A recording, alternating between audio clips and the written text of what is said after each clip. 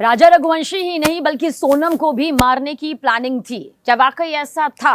क्या सोनम का भी कत्ल होने वाला था या फिर ये भी एक साजिश का बड़ा हिस्सा रहा?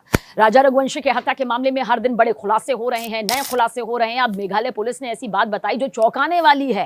राजा रघुवंशी की मौत के मास्टरमाइंड का आखिरकार पता चला। इंदौर के हनीमून कपल राजा रघुवंशी और सोनम रघुवंशी मामले में लगातार नए खुलासे हो रहे हैं। राजा रघुवंशी हत्याकांड मामले में अब मेघालय पुलिस के एक सीनियर अफसर ने कई चौंकाने वाली बात कही। उनका कहना है कि राजा रघुवंशी की हत्या करने वाले आरोपियों ने सोनम रघुवंशी की हत्या की साजिश भी रची थी। लेकिन इसका एंगल आप समझिए।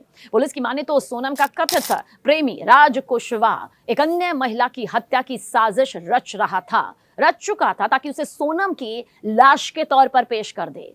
और इस बीच सोनम को जिन छिपकर रहने के बाद आराम से जिंदगी बसर करती राज कुशवाहा के साथ।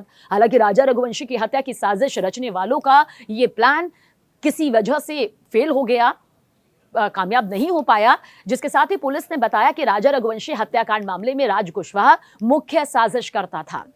राजा रघुवंशी की पत्नी सोनम जो है वो इस पूरे मामले में उसका साथ जरूर दे रही थी, लेकिन जो पूरी प्लानिंग यहां पर बनाई गई वो राज कुशवाहा ने बनाई है। पूरे देश को हिला कर रख देने वाले, सम कर देने वाले इस पूरे मामले में देखिए किस तरह से सोनम, राज कुशवाहा समेत 3 सुपारी किलर्स जो हैं वो इस वक्त पुलिस की गिरफ्त में हैं, कानून की सलाखों के पीछे हैं। रोजाना नए खुलासे हो रहे हैं।